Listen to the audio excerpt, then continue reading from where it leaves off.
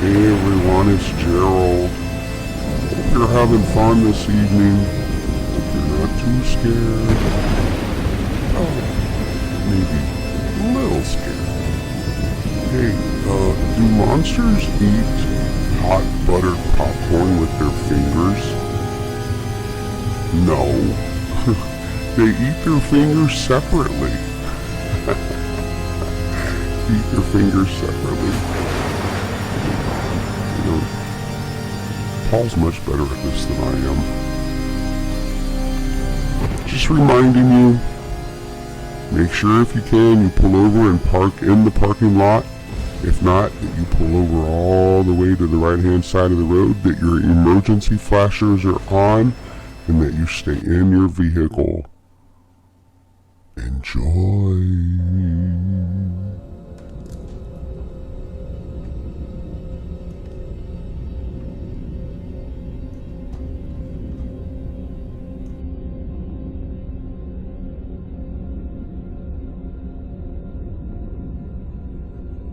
These are Island Legends by Jackie Bayles.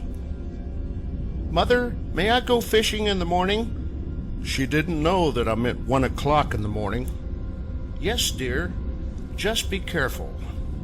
The year was 1960, and I was 9 years old.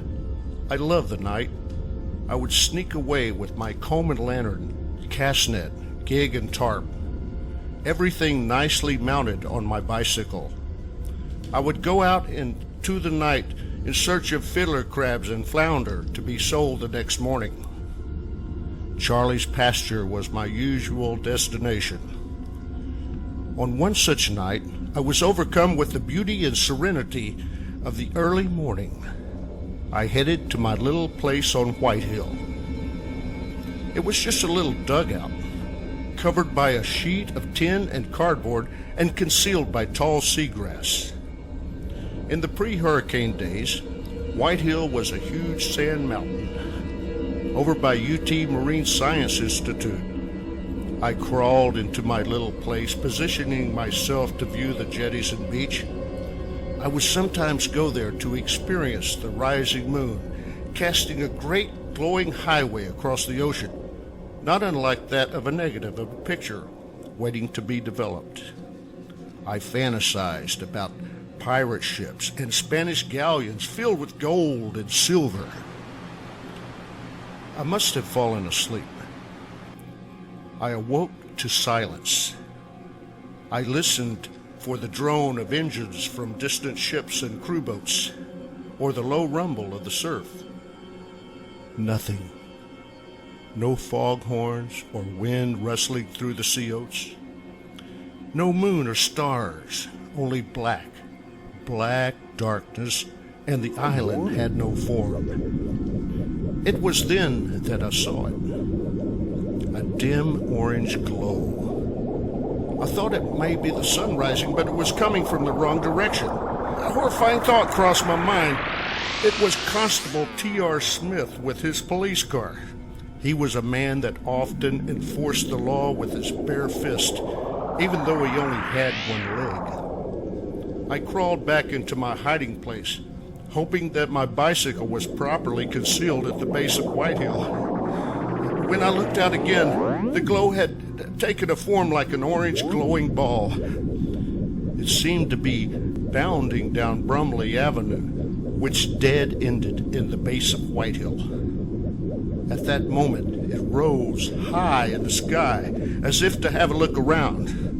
It settled back to the base of White Hill and the street, and I could see the orange sparkles from the orb as it skirted the base of White Hill, slowly continuing around to Army Hill, the next sand dune over, where the old cannon turrets lay in ruin from World War II. It was a rattlesnake-infested area that I avoided. The orange ember seemed to dart out further and further from this mysterious orb. I felt a lump in my throat. I couldn't breathe as one came flying toward me. It landed right beside me, and I was overcome with fear with this little creature. It erected the hair on the back of my neck, and it was an orange glowing beetle of sorts, but it had a human head. It laughed uproariously, dancing around as if in celebration. I stopped, and it stared directly into my eyes and smiled before flying off to rejoin the mothership. The strange odyssey skirted around the base of Whitehill and meandered in the direction from which it came. There, in the Mercer neighborhood, near where I lived, it gained in intensity, lighting up the entire night before diminishing into nothing. I knew in my mind that it came from that little cemetery on Oak Street. Terrified, I crawled back inside the safety of my little dugout. It seemed that I passed out from fear. When I opened my eyes, I saw the sun rising over the jetties. The beach was beautiful with a low breaking surf, and the wind was lightly blowing as pelicans and seagulls were headed off to work. At home, my mother was just taking the biscuits out of the oven. "I thought you were going fishing," she greeted. "Well, you are just in time for breakfast," she said. "Are you going trick-or-treating with your sisters tonight?" One's mind is a strange place to live, partly truth and partly fiction. Happy Halloween, everyone!